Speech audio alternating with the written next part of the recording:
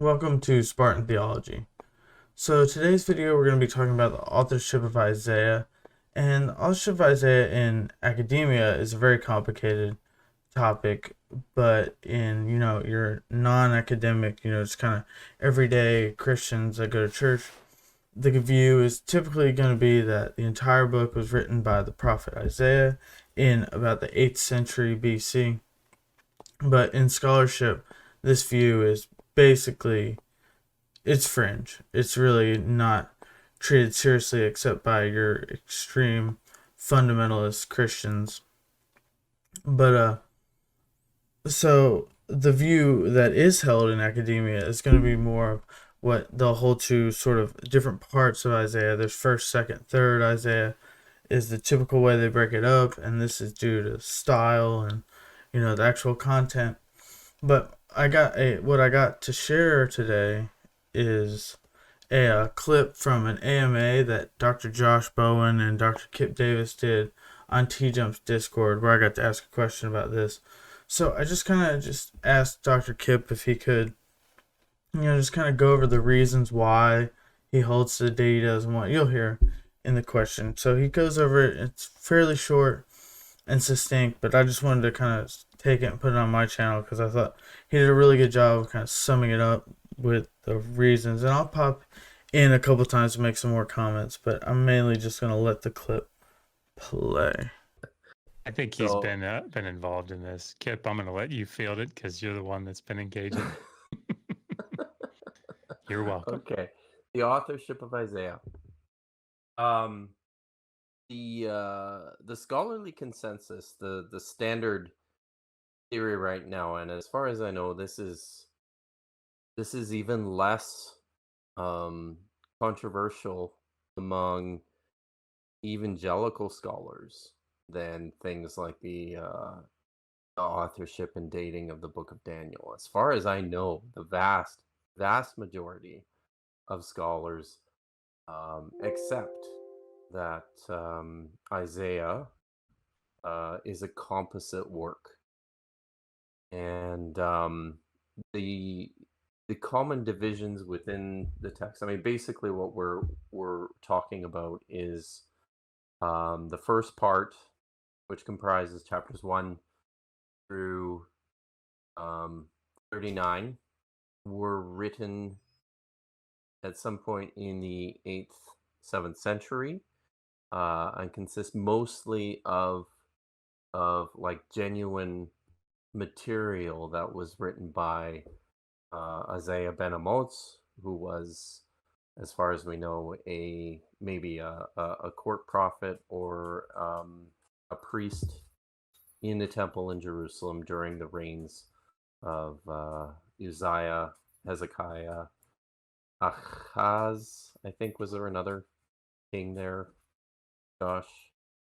That I can't remember off the top of my head. So 8th, 7th century, prophet Isaiah prophesied about the Assyrian invasion of Israel and of Jerusalem, and so the first 39 chapters of the book of Isaiah is generally attributed to this time period, to the 8th, 7th century BCE.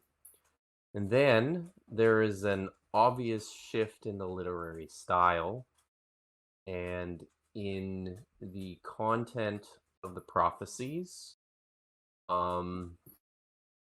which have suggested to scholars for quite a long time now that this is different material. This is not something that that was written by the same guy in the 7th, 8th century.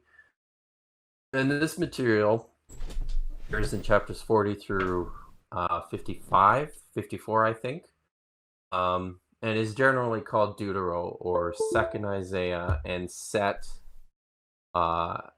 sometime during the exilic period, after the. You'll notice that to where they draw the line, this distinction, he doesn't bring up prophecy, like that it was fulfilled. So we have to move this part to a later date or anything like that. You can tell by, he does mention the prophecies, but it's the content of the prophecies and the style, like the style they're written and the things they're about are different. So it's kind of clear that there's this break, after chapter 39. Destruction of Jerusalem, but before the return of the remnant to Jerusalem.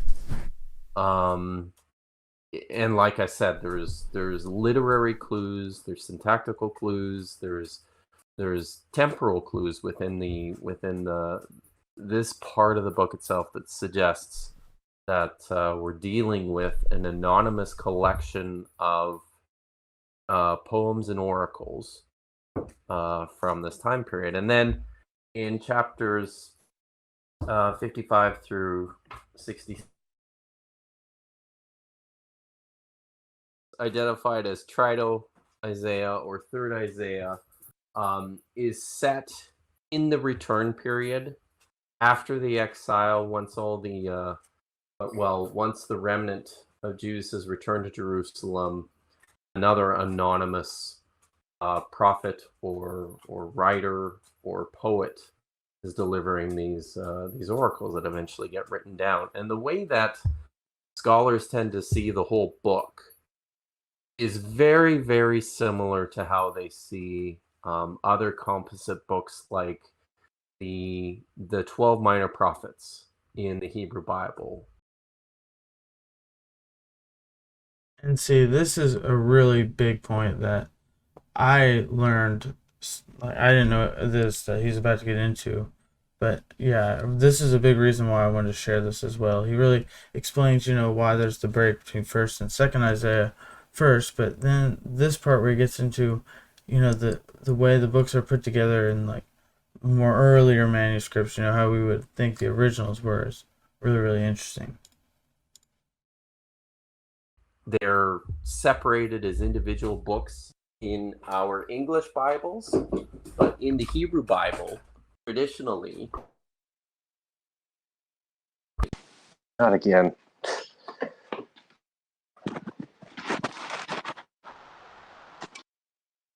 Sorry, it happened again. I think we can still hear you. Bible. Oh, okay. In the Hebrew Bible, this is one book. And it's just called the 12 prophets or the 12. And it's a compilation. There are individual short prophecies by separate authors that were collected together over a longer period of time in an individual scroll. Or the Megillot, which is the books of Esther and Song of Songs and Ruth and Ecclesiastes, I think. These short little books were also collected together in an individual scroll, even though they were obviously understood by everybody as separate works. Well, you have a situation very similar to that with the book of Isaiah, where attached to Isaiah's original prophecies, you have these other texts.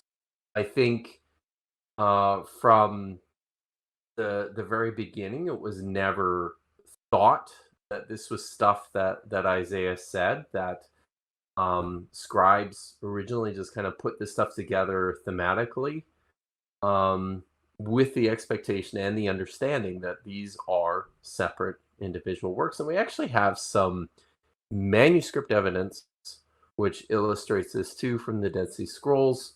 Even though the break doesn't happen at chapter 39 in the Great Isaiah Scroll, which might be the most famous of the Dead Sea Scrolls, it's a completely intact copy of Isaiah.